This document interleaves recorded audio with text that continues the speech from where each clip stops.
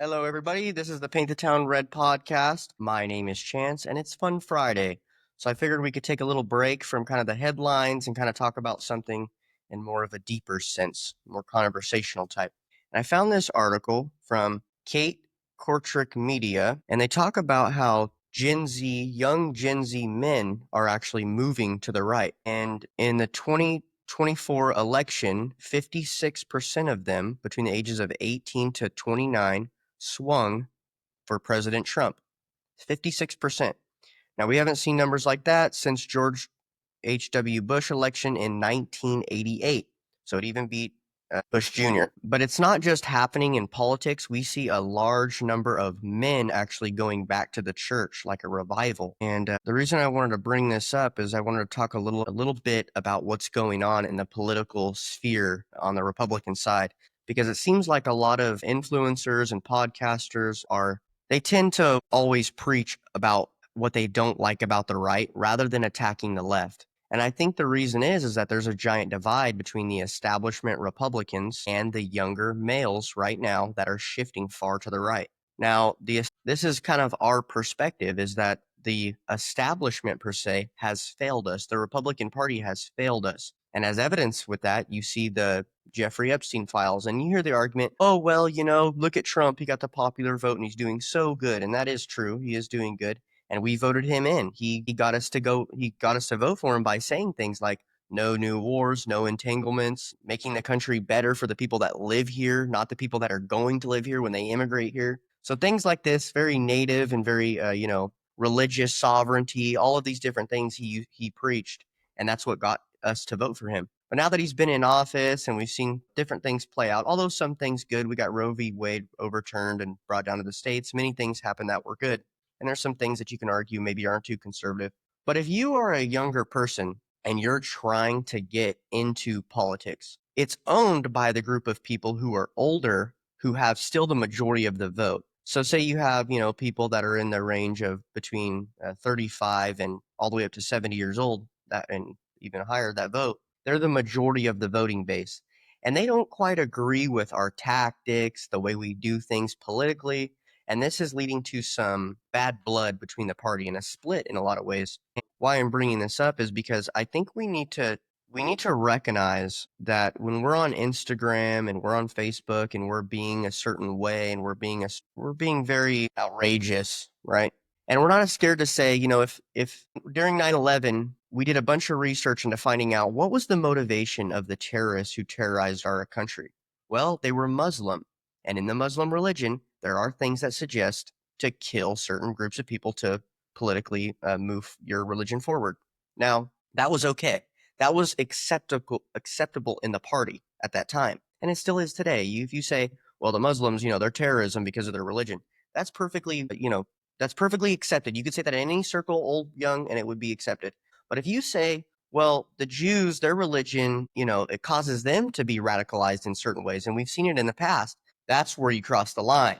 Don't do that, because Hitler, Nazi bad. Democrats call us Hitler. Democrats call us Nazi. And you don't want to be called Hitler and Nazis by the Democrats. And so the Democrats are dictating what is Republican and what is not by what they criticize us for. And the older guard seems to be so scared that they're going to get called racist, or that we're going to lose. You're not going to be known as the guy who puts his tie on tight and goes to church every Sunday. But meanwhile, they do all types of things that are hypocritical, and they value what is, not what is right. And so whatever the status quo is, whatever the establishment says, is what they're going to say. Why? Well, because they're conservative.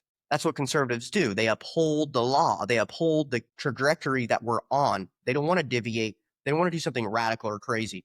Whereas the Gen Z people and the younger people, we are radical. We'll say it. We are radical. The reason is because we failed. I think a lot of the older people don't understand what we're thinking and why we're thinking it. But we've gone through this political process so many times, 4 years there, 8 years here, Obama, Bush, Trump, and it's these radical ideas that are going this way, and it's the democratic process and the way our country was founded. But there is things that, our Constitution doesn't support, and we would argue that the civil rights is a bad for our Constitution because it favors one group over the other. So you can't do that. But they're okay with that one because it's socially acceptable. So rather being based on principle and based on what's right, they base it on what's socially acceptable. And Gen Z and the younger people, we want to tear that apart. We don't want to be what's socially acceptable.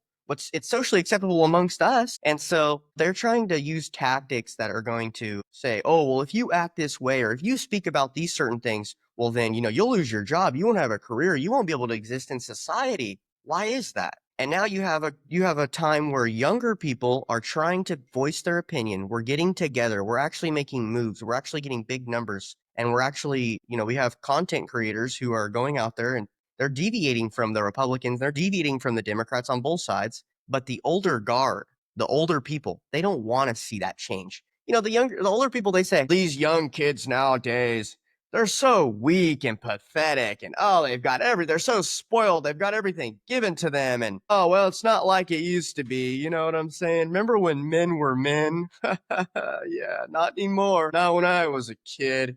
And then flash forward to now, Trump does this thing with Epstein. The young men are starting to be men. We're starting to say what we believe. We're starting to say that, hey, maybe it's not good that we're eradicating Christianity from our school system and from our government entirely because of separation of church and state. And the separation of church and state, I'll just go into this rant for a little bit, has led into things like adopting other religions instead of Christianity. Well, no, we don't worship Muslim. What are you talking about, Chance? Well, the Big Bang Theory. The Big Bang Theory is a theory with a bunch of scientists at the top that agree that this is the most likely scenario. Even though it's just a theory, it's not based on really any facts, minimal facts. And to go back that far is like insanely hard to predict. And we don't know what's going on. And no scientist knows what's going on. It's a theory amongst scientists. And that's what they teach in the schools now. So they've replaced the story of Christianity with another religion that's based on not facts, but faith. And then they claim that we're not based on facts, we're based on faith. And so this has led people in our country and the younger generations that are not in church to sway from Christianity. And that's supporting a religion in itself right there. You can't not have a religion.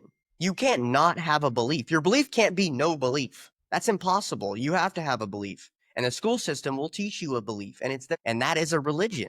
And so now we have a country that is half Christian and half other stuff. And our country was founded on Christianity. And the people here are Christian. The Hispanics are Catholic. It's not about race. It's about that the people here are Christian. Our country is based on Christian values. And so the younger generation is coming up and saying, hey, we're getting screwed. We're owned by another group.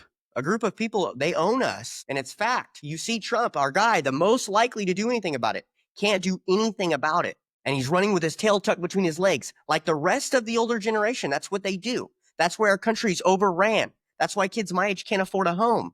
That's why. They say illegal immigration, who's going to pick the fruits, who's going to do this stuff, and then the Republicans will say, oh, come on. Yeah, white boys ain't going to do it. That's why we got to immigrate people, but we got to do it the legal way, with visas, work visas, and whatever Elon was going for, the HB1 or whatever the things, the visas are for like more higher income people.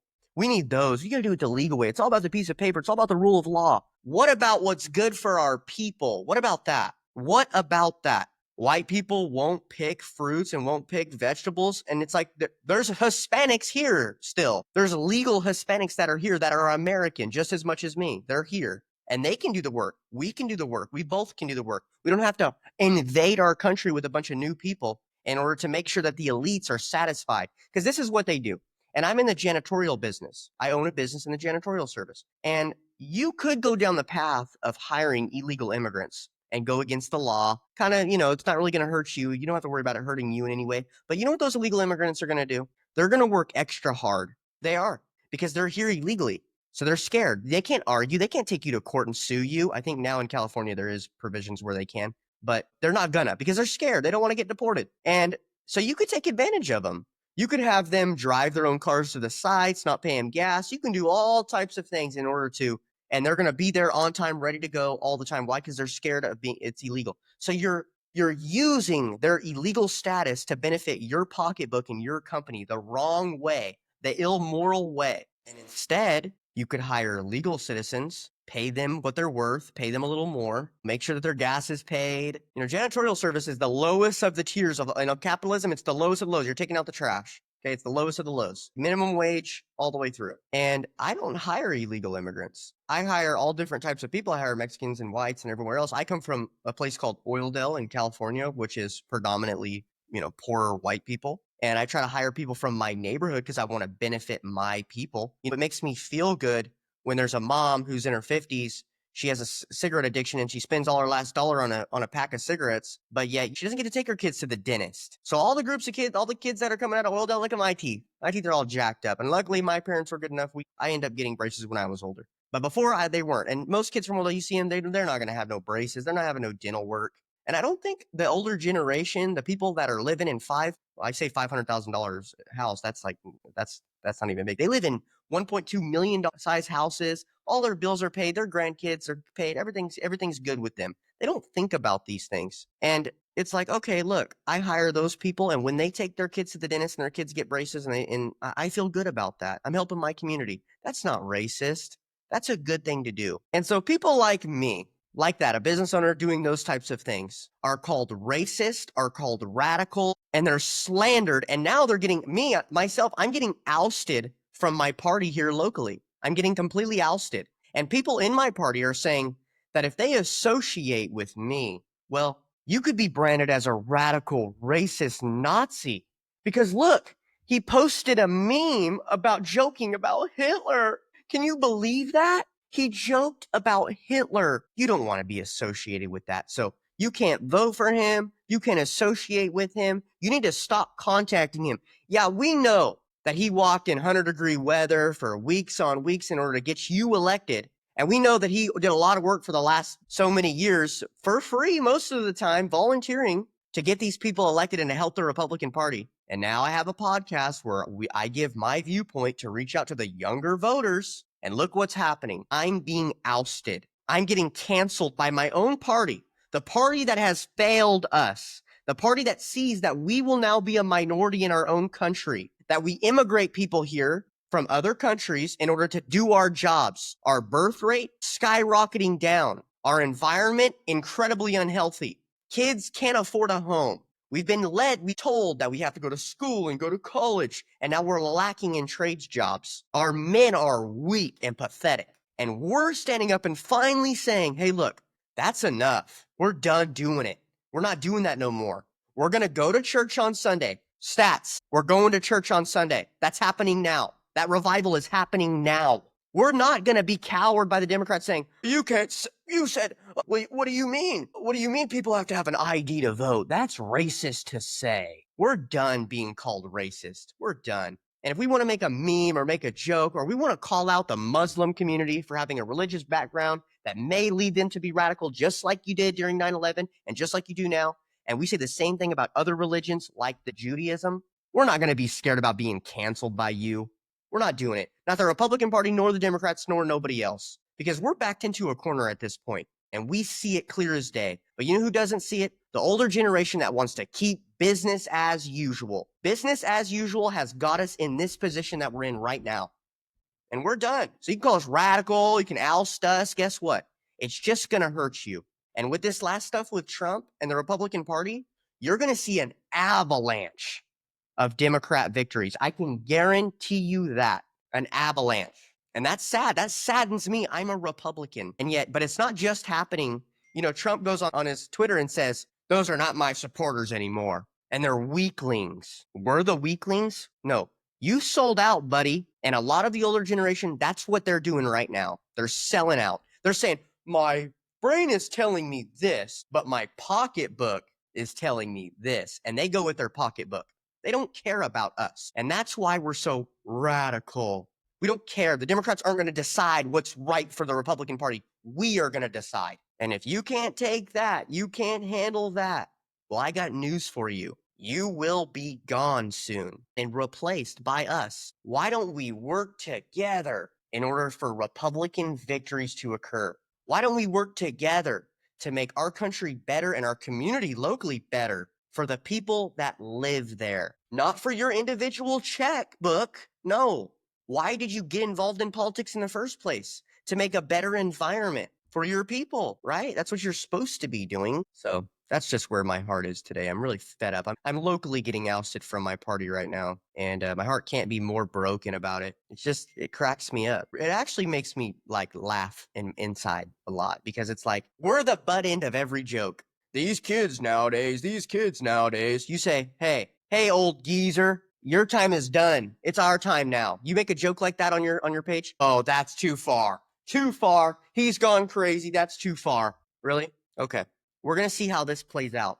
And I don't think you're gonna like it. You guys will be already cycled out by then. But going down and burning the house down on your way out, great job. Thanks. The next generation is gonna mock you. The next Republican generation is gonna mock you as the biggest group of losers that have ever been in the Republican Party. So go ahead, do it again. Sell us out again. This is what's pushed us to go to church. This is why we act the way we act, because of your behavior. And why do we attack you and not the Democrats? Because you guys are traitors. That's why. You're worse than the Democrats. The Democrats have views of being liberal and being weak, and they represent the feminist side of society, which is obviously I don't agree with. But you guys are a fake masculine. You're a fake Republican in order to benefit your pockets. That's what you're doing. It's sickening. This is the Paint the Town Red podcast. We hope you guys have a wonderful day. My heart goes out to you.